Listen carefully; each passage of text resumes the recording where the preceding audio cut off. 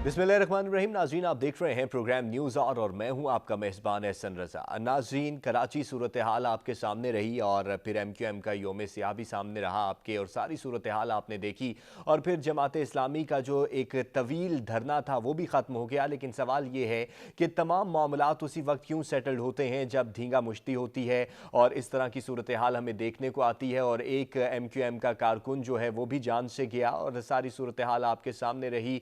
क्यों नहीं मुज़ाकराती अमल को पहले ही तक़वियत दी जाती। और आज जो सेनेट के अंदर तमाम मामलात हुए और एक मरतबा फिर से अपोजिशन जो है उसको नाकामी का सामना करना पड़ा। हुकूमत ने स्टेट बैंक के हवाले से अपने बिल को पास भी करा लिया, हालांकि अपोजिशन जो है बड़े नारे बातें करती रही और बहुत कहती रही कि हम ये नहीं होने देंगे, वो नहीं होने देंगे। लेकिन आज फिर सुबकी का सामना करना पड़ा। तो क्या सूरत हाल बनती हुई नजर आ रही है, जबकि काबीना के अंदर भी रद्दो बदल के हवाले से खबरें जो हैं वो गर्दिश कर रही हैं, जबकि वफाकी हुकूमत फौजदारी कवानीन में तरमीम के हवाले से बहुत ज़्यादा सरगर्म है। लेकिन फौजदारी कवानीन में इस्लाहात के अमल को लेकर हुकूमत और वकला बरादरी भी आमने सामने है। देखना यह है कि इम्प्लीमेंटेशन किस तरीके से होती है और आवाम तक इंसाफ की जो मुंतकिली का मरहला है उसे किस तरीके से तकमील तक पहुँचाया जाता है। नाज़रीन, सबसे पहले सियासी सूरत हाल पर गुफ्तगू करेंगे। तो सियासी सूरत हाल पर बात करने के लिए हमारे साथ मौजूद हैं रज़ा अहमद रूमी साहब, सीनियर सहाफ़ी और तज्ज़ियाकार हैं। बहुत शुक्रिया रज़ा साहब वक्त देने के लिए।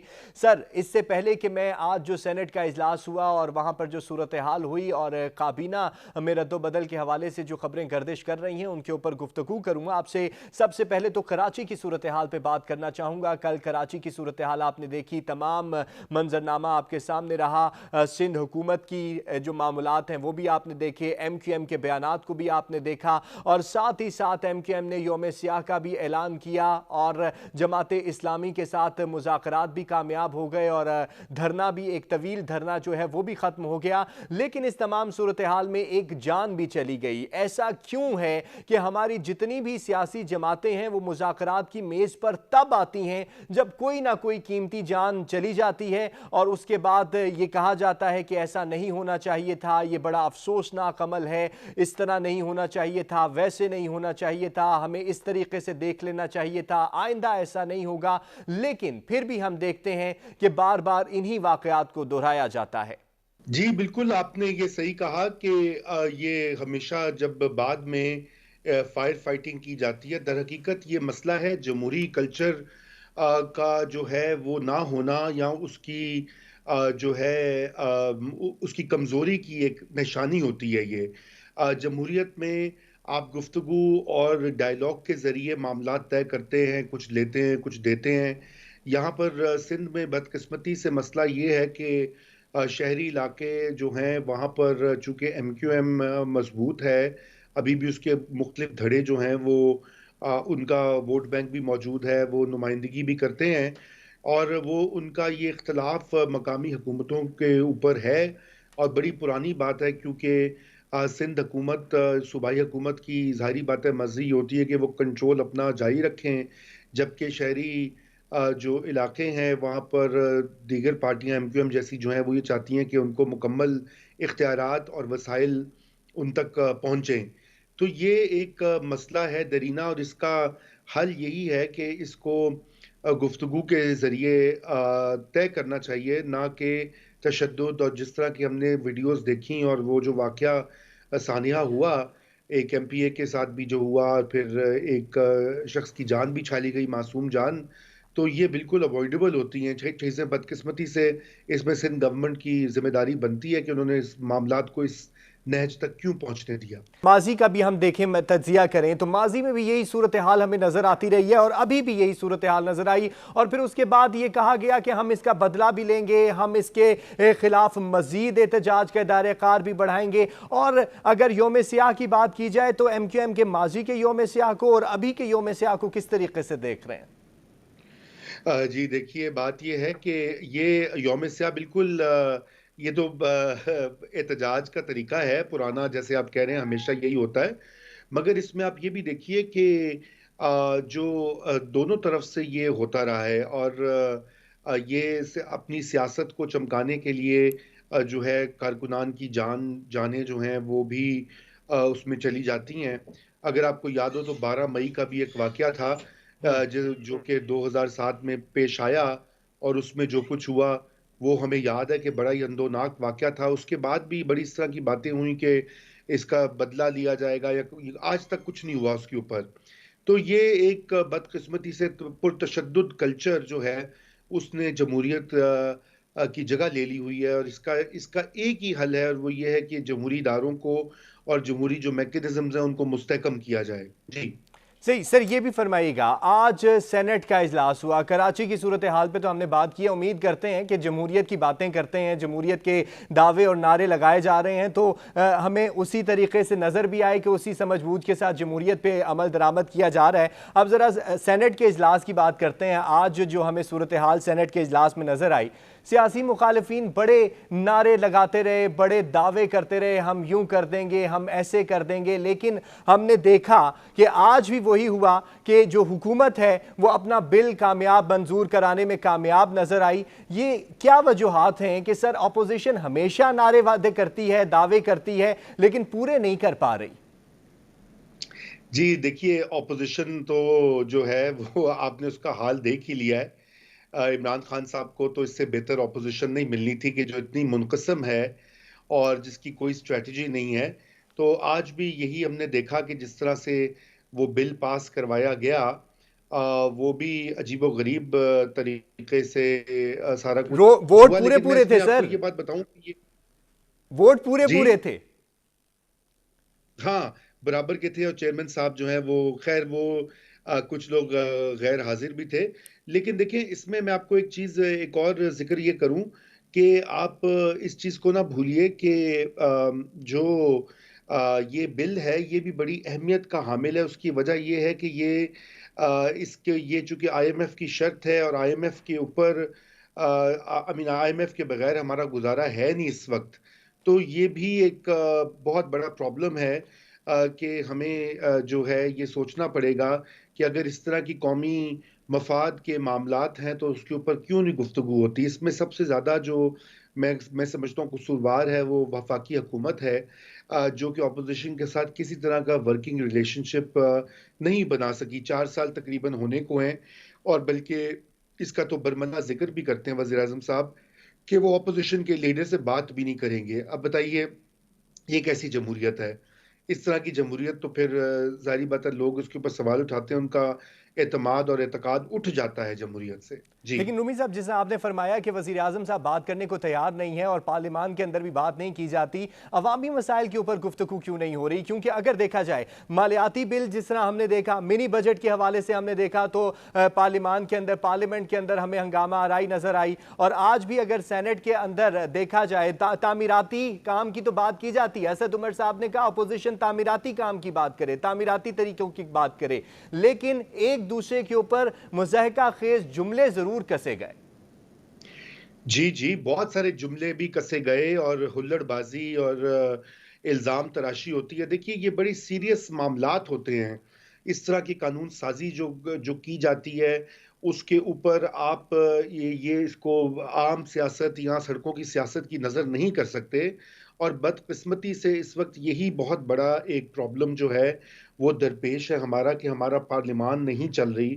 ہماری جو پوری یہ ہے سسٹم اس وقت جو بنایا ہوا ہے وہ کہیں نہ کہیں آ کر وہ پھنس گیا ہوا ہے. اور یہی وجہ ہے کہ اس طرح کے کئی جو ہیں ہم واقعات دیکھتے ہیں، اور جو رول عوامی نمائندوں کا ہونا چاہیے، جس کی بنا پہ وہ ووٹ لے کے ایوانوں تک پہنچے ہیں، وہ اپنا رول ادا نہیں کر رہے. تو یہ لمحہ فکریہ ہے ہماری سیاسی پارٹیوں کے لیے، کیونکہ اگر وہ اس طرح کرتے رہیں گے تو پھر تو یہ تو انفارچونیٹلی یہ معاملہ تھمے گا نہیں، بہتر نہیں ہوگا بلکہ مزید خراب ہوتا رہے گا. جی اچھا، آج کی صورتحال میں یہ فرمائیے گا ان ہاؤس سے تبدیلی کے بیانیے کو کس طرح سے دیکھ رہے ہیں؟ بڑا کہا گیا تحریک عدم اعتماد لانے جا رہے ہیں، ہماری اس کے اوپر بات چیت بھی ہوگی اور مستقبل میں آپ دیکھیں کہ کیا صورتحال بنتی ہے. لیکن آج جس طریقے سے اپوزیشن کو شکست کا سامنا کرنا پڑا تو جو حکومت ہے وہ بڑی پرجوش بھی نظر آئی، اور انہوں نے کہا دیکھیں جی ہم نے شکست دے دی ہے اور اب یہ آرام سکون سے کچھ دن گزاریں، چین کریں، سکون کریں، ٹھنڈا سانس لیں. تو ان ہاؤس تبدیلی کے بیانیے کو کس طرح دیکھتے ہیں آج کی شکست کے بعد؟ जी, देखिए इन हाउस जो तब्दीली है वो तो कहीं दूर-दूर से नहीं दिखाई दे रही। उसकी वजह ये है कि अभी तक तो ये बातें ही हैं, सीधी-सी बात है। और ये बातें हैं और इनके ऊपर जहाँ भी हमने देखा है, चाहे वो जॉइंट सेशन हो या दीगर कानून साज़ी के मामलात हों, उसमें तो इस वक़्त तक कुछ नहीं ऑपोज़िशन कर पाई। और गवर्नमेंट जो है वो बिल्कुल मज़बूती से अपना जो है ना सिर्फ़ कानून भी पास करवा रही है, अपनी मेजॉरिटी भी शो करती है। और मुझे तो नहीं लगता कि इस सूरत-ए-हाल में कोई चांस लग रहा है इन हाउस तब्दीली का। मेरे ख़्याल से ये एक थ्रेट ही है जो कि प्रेशर के तौर पे रखा गया है, क्योंकि ऑपोज़िशन खुद भी सीरियस नहीं दिखाई देती इसको करने के लिए। जी। ऑपोजिशन सीरियस दिखाई नहीं देती, इन हाउस तब्दीली जो है वो प्रेशर क्रिएट करने के लिए एक थ्रेट के तौर पर इस्तेमाल किया जा रहा है इस नारे को। सर ब्रेक ले रहे हैं, वापस आते हैं। नाज़रीन वापस आएंगे तो ज़रा काबीना में रद्दो बदल की भी बातें हो रही हैं, इसके ऊपर बात करेंगे, हमारे साथ रहिएगा। वेलकम बैक जी। नाज़रीन सियासी मंजरनामे पे गुफ्तगू जारी है और जनाब रज़ा अहमद रूमी साहब हमारे साथ मौजूद हैं। हमने गुफ्तगू की इन हाउस तब्दीली के हवाले से भी, और शेख रशीद साहब के बयानात भी बड़े मशहूर हुए और उन्होंने कहा कि एस्टैब्लिशमेंट और सिविल हुकूमत जो है इनकी सोच में फ़र्क है लेकिन इख्तलाफात नहीं हैं। इसके ऊपर बात करेंगे, लेकिन साथ ही आज की जो बड़ी खबर ये है कि काबीना में तब्दीलियां मुतवक्के हो रही हैं। तो रज़ा रूमी साहब किस तरह देख रहे हैं काबीना में तब्दीलियों के इस मामले को, क्योंकि ये कहा जा रहा है कि परवेज़ खटक साहब को दाखिला और फवाद चौधरी को दिफा का कलमदान दे दिया जाएगा, और शेख साहब कहते हैं मुझे तो पता ही नहीं और ना ही मेरे इतलात के वजारत पर जाने का भी वक्त आया है। जी, मुझे तो ये मैं आप ही से सुन रहा हूँ और मैंने भी देखा है सोशल मीडिया पे ये सारी बातें। बात ये कि इस वक़्त हुकूमत जो है ज़ाहिरी बात है कि बहुत सारे बहरानों का सामना है। माशी बहरान अलग है। अभी कल-परसों ट्रांसपेरेंसी इंटरनेशनल की रिपोर्ट ने बहुत बड़ी डेंट पहुँचाया हुकूमत की साख को, क्योंकि ये वो हुकूमत है जिसने 4 साल से रट लगाई थी कि वो करप्शन ख़त्म कर देंगे और सबसे ईमानदार हुकूमत है। लेकिन सर्वेस के मुताबिक उसकी करप्शन में रैंकिंग जो है पिछली हुकूमतों से बदतर है। और तीसरी जो अहम चीज़ है वो ये है कि ऑपोजिशन की जो तैयारियां हैं या कम से कम जो धमकियां हैं, उससे भी कुछ बौखलाई हुई है हुकूमत। तो उसमें फिर यही होता है कि जी कलमदान बदला जाए और ये समझा जाता है कि जो हकीकी मामलात हैं वो दरअसल इसलिए मौजूद हैं कि मीडिया उनकी रिपोर्टिंग सही नहीं करेगा, मीडिया की मैनेजमेंट नहीं हो रही। ये एक अजीबो-गरीब मामला है पाकिस्तान में कि अपनी जो कोताहियाँ और नालायकियाँ जो हैं वो मीडिया के खाते पे थोप दी जाती हैं। अगर आपको याद हो तो खान साहब ने पिछले इतवार को जो सवालात के जवाब देते हुए यही बात दोहराई थी कि जी मीडिया जो है वो उनकी हुकूमत की कारकर्दगी को बुरा दिखा रहा है, उस्मान बुज़दार को बुरा दिखा रहा है। तो गालिबन इसलिए कोई बातचीत है कि उसको कलमदान। सर इस तरह के बयानात तो वो पहले भी दे चुके हैं। फवाद चौधरी साहब भी बारहा कह चुके हैं, बल्कि उन्होंने कहा मैं तो नोटिस भी भिजवाऊंगा। हाँ, वो तो जी बिल्कुल, क्योंकि आपको पता है ना कि खुद एहतसाबी का कल्चर तो है नहीं है। दूसरों को ज़िम्मेदार ठहराना जो है वो सबसे अहम होता है यहाँ पर। मगर देखें इसमें एक और चीज़ भी है कि वज़ारत दिफ़ा भी बड़ी अहम वज़ारत है। अभी तक तो वो जो है कुछ उसकी ख़ास ज़रूरत नहीं पेश आई थी, लेकिन चूँकि ये साल है तब्दीली का, आर्मी चीफ़ की नई तकर्री होनी है, उसमें जो नोटिफ़िकेशन होता है वो वज़ारत दिफ़ा से होता है। और इस वक़्त जो मामला भी जो है वो कुछ इसी तरह से आपने देखा कि पिछले साल अक्टूबर में चाहे वो डीजीआईएसआई की अपॉइंटमेंट का मामला हो और अब नए आर्मी चीफ की अपॉइंटमेंट का मामला हो, तो वज़ीर-ए-आज़म इमरान खान साहब ये चाहते हैं कि वो किसी तरह इसको हैंडल करें अपने तरीके से। तो शायद ये वजूहात हों, लेकिन ये सब स्पेकुलेशन है अभी। जब ये रद्द-ओ-बदल होगा तो फिर ही हम देखेंगे कि क्या इसके ऊपर तबसरा बेहतर हो सकता है। अच्छा बहरहाल सर ये इस वक्त फरमाइएगा, वन पेज कायम देखते हैं शेख रशीद साहब के बयान को देखते हुए? देखिए, शेख साहब तो ये कहे जा रहे हैं और बहुत सारे आसार भी दिखाई दे रहे हैं कि वन पेज जो है वो अभी कायम है। लेकिन मामला यूँ है कि अगर हम पिछली 2 हुकूमतों को देखें, तो 4 साल का जो टाइम होता है, 3 साल के बाद उनकी जो है टेंशन बन जाती है एस्टेब्लिशमेंट के साथ। चाहे वो अदलिया हो या फ़ौज पाकिस्तान हो। आपने देखा यूसुफ रज़ा गिलानी जो हैं, उनको भी नाअहल करार दे दिया था सुप्रीम कोर्ट ने। फिर इसी तरह नवाज़ शरीफ जो थे अगली हुकूमत में, वो भी नाअहल करार पाए चौथे साल में। अब अगर तारीख़ ने अपने आप को दोहराती है, क्योंकि तारीख़ की यही एक बात होती है कि वो किसी न किसी तरह से अपने आप को दोहराती है। तो अगर ऐसा कुछ मामला होने वाला है, तो उसमें यकीनन वन पेज کا معاملہ ہی انوالوڈ ہوگا، کیونکہ جب ون پیج پہ نہیں ہوتے تو پھر اس طرح کی تبدیلیاں ظہور پذیر ہوتی ہیں۔ اچھا سر، آخری پوائنٹ لینا چاہ رہا ہوں کیونکہ میرے پاس وقت کم رہ گیا ہے۔ آپ نے وزیر اعظم صاحب کے جو پیغامات انہوں نے دیے، سوالات کے جوابات دیے، ان کا ذکر کیا اور اس میں آپ نے ان کے بیانیے کی بات کی۔ سر اس میں ایک اور بات انہوں نے کی، ہم نے ایک بیانیہ سنا تھا مجھے کیوں نکالا، اور ابھی ہم نے ایک بیانیہ سنا اگر مجھے نکالا، اور دونوں میں قدر جو مشترک ہے وہ مجھے نکالا کی ہے۔ فرق کہاں دیکھ رہے ہیں؟ جی، فرق یہ دیکھ رہے ہیں کہ ایک نے نکالنے کے بعد شور مچایا تھا، اور ایک صاحب جو ہے وہ نکالنے سے پہلے ہی شور مچا رہے ہیں اور بلکہ دھمکی تک دے رہے ہیں۔ دیکھیے، یہ جو انہوں نے بات کہی ہے، یہ تو یہی ثبوت ہے نا کہ ان پہ پریشر ہے کسی قسم کا، یا وہ سمجھ رہے ہیں کہ کچھ ہو رہا ہے یا کچھ ہونے والا ہے، تو اسی وجہ سے انہوں نے اس کو پری ایمپٹ کیا ہے۔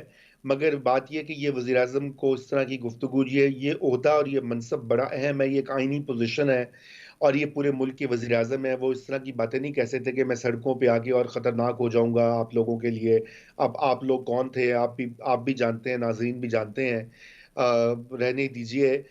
تو میں سمجھتا ہوں کہ یہ انہوں نے اپنا جو ہے نا چیس کا سیاسی شطرنج کی جو موو ہے وہ کھیل دی ہے خان صاحب نے۔ انہوں نے پہلے ہی ایک پری ایمپٹیو سٹرائک کر دی ہے، اب دیکھیے آگے کیا بنتا ہے۔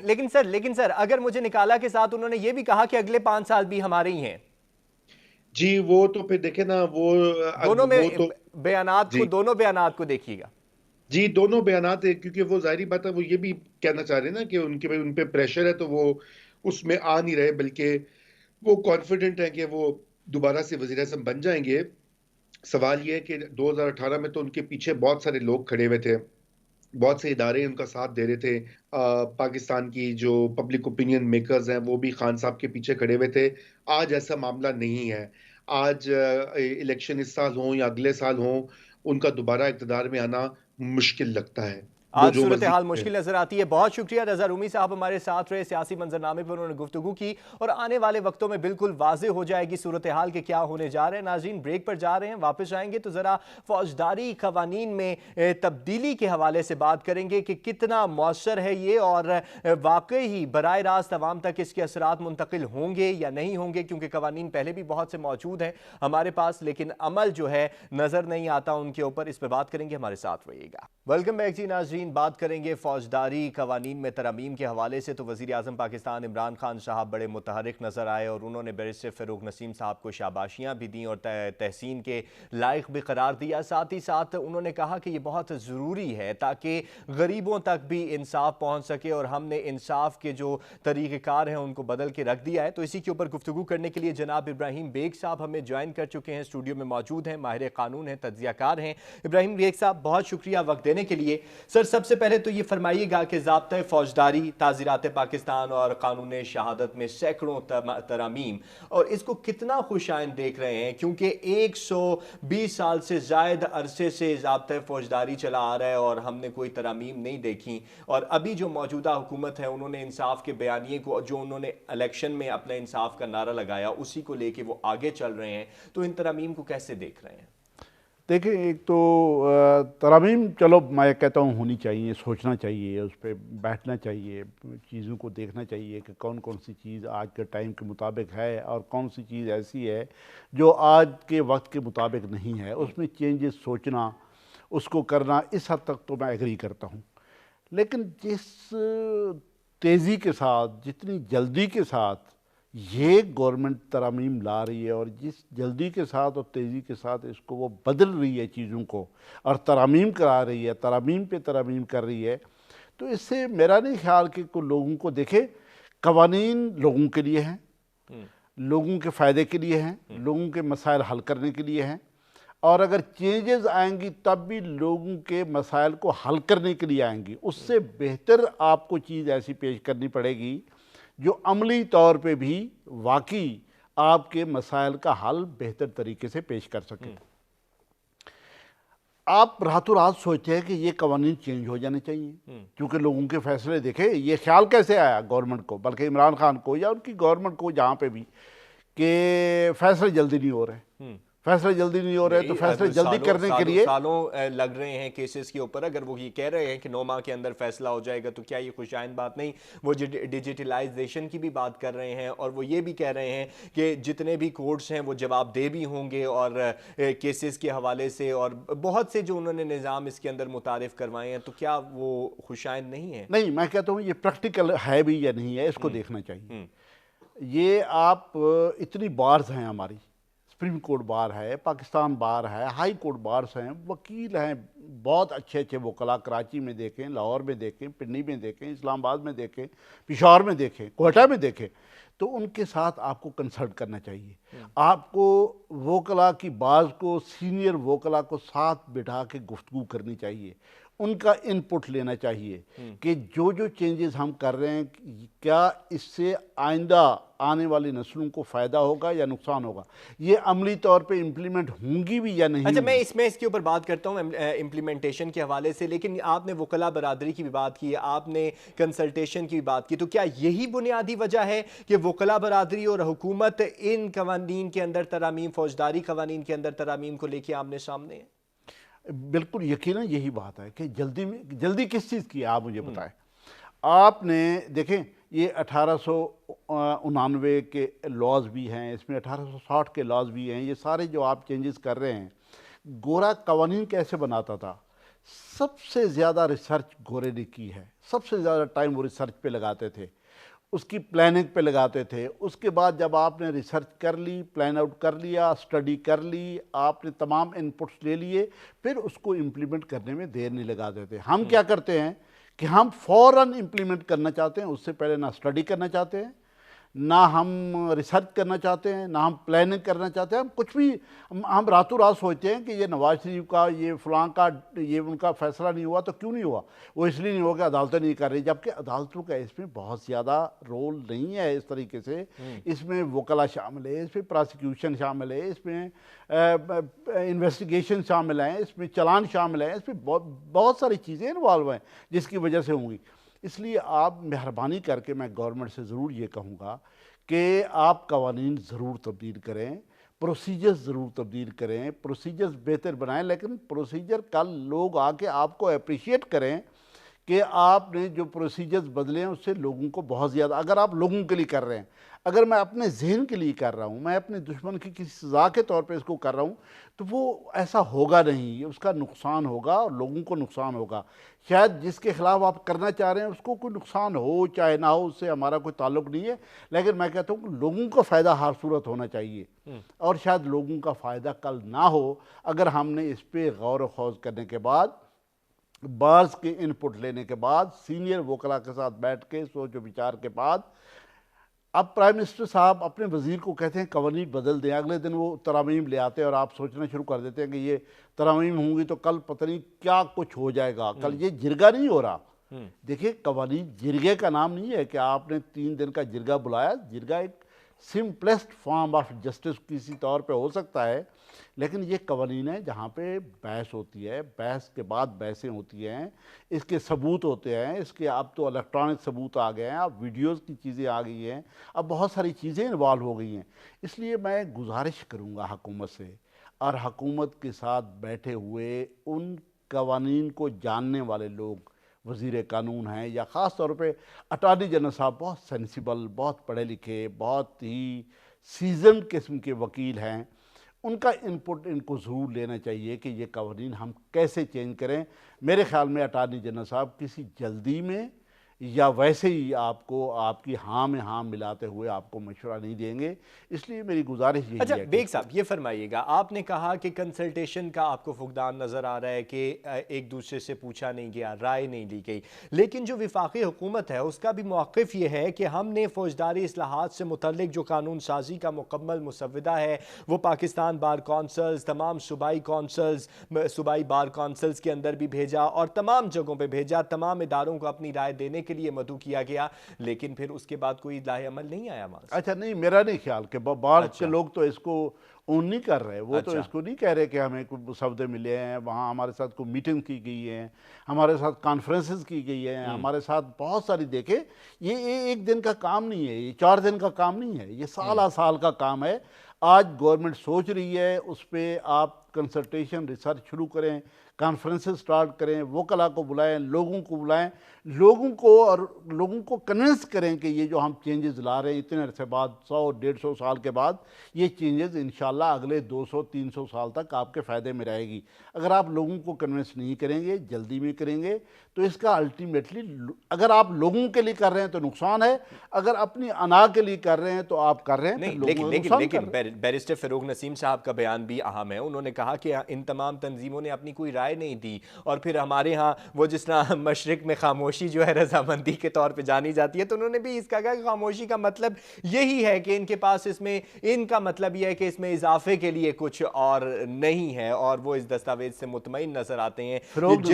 جتنے بھی کونسلز ہیں، بار کونسلز ہیں، پاکستان بار کونسلز ہیں، جتنے صوبائی بار کونسلز ہیں، جہاں جہاں انہوں نے مسودے کو بھیجا۔ فروغ نسیم صاحب نے اس سے پہلے، قابل احترام ہے ہمارے لیے، ہمارے سینئر ہیں، آپ اس سے پہلے کوئی ایسا کام کیا ہے جس سے اس حکومت کو بہت اس کی عزت افزائی ہوئی ہو؟ چاہے وہ فائز عیسیٰ والا کیس ہو، یا کوئی اور چینجز ہوں، یا قوانین کی جو چینجز انہوں نے بہت دفعہ ایسے فیصلے کیے ہیں، اس سے تو گورنمنٹ لیٹ ڈاؤن ہوئی ہے، گورنمنٹ کی سبکی ہوئی ہے، بجائے اس کی کہ اس کی عزت افزائی۔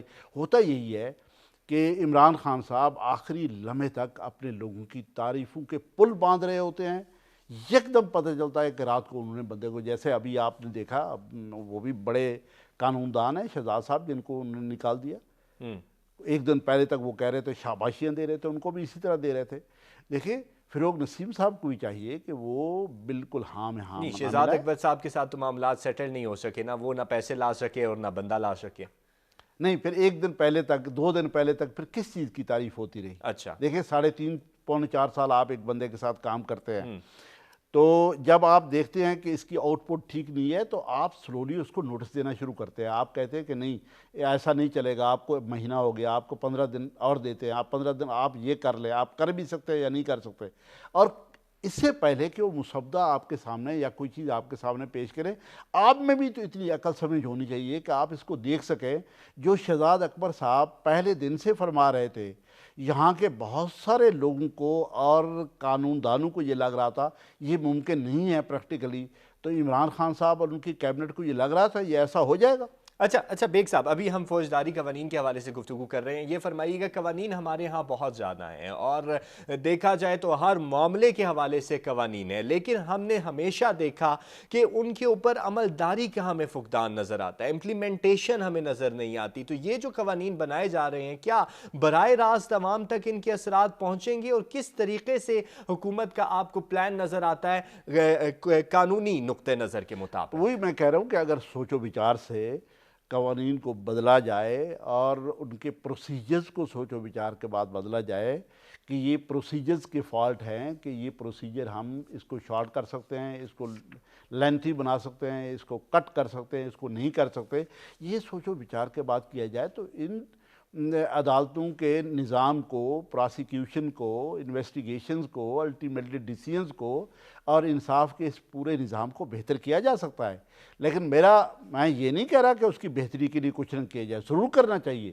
گورنمنٹس کا، لا منسٹرز کا، اٹارنی جنرل کا، ان لوگوں کا کام ہی یہی ہے، ان کو سوچنا چاہیے کہ پروسیجرز میں کیا کیا فالٹس ہیں، کیا کیا فلاح ہے، ان کو چینج کرنا چاہیے۔ لیکن میں کہتا ہوں کہ سوچ و بچار کے بعد، اور اتنی تنظیمیں ہیں آپ کی بارز کی، بڑے سینئر لائرز ہیں جہاں سے آپ ہر 10 دن بعد، آپ 2 مہینے بعد، 4 مہینے کے بعد آپ دیکھتے ہیں آپ ہائی کورٹ کے، سپریم کورٹ کے ججز بنا رہے ہیں، اتنے قابل لوگ ہیں، تو ان کا انپٹ کیوں نہیں لینا چاہیے؟ ان کا انپٹ لینا چاہیے ان کو ہر صورت، اور اگر کہیں پہ کوئی اعتراض آتا ہے تو اس کو ویلکم بھی کرنا چاہیے، ان میں چینجز بھی لانی چاہیے۔ دیکھیں قوانین ایک دن کے لیے نہ بنتے ہیں، نہ ایک دن میں بنتے ہیں، اس کو سال کی ریسرچ کے بعد، سوچ و بچار کے بعد، ان پٹ کے بعد بنانا چاہیے، اور پھر وہ صدیوں تک پھر چلتے ہیں۔ اگر آپ نے ایسا نہ کیا، راتوں رات قوانین بنائے، تو وہ راتوں رات الٹیمیٹلی غائب ہو جائیں گے، اور عمل بالکل نہیں ہوگا۔ جیسے آپ نے کہا نا کہ عمل کیسے ہوگا، عمل نہیں ہو رہا۔ عمل نہ ہونے کی وجہ یہی ہے کہ پروسیجرز جب پریکٹیکل نہیں ہوں گے، تو ان پہ عمل نہیں ہو سکے گا، جو مرضی آپ کر لیں۔ صحیح، اتفاق رائے بہت زیادہ ضروری ہے اور تمام لوگوں کو ایک ساتھ لے کر چلنا بہت ضروری ہے قوانین کے حوالے سے۔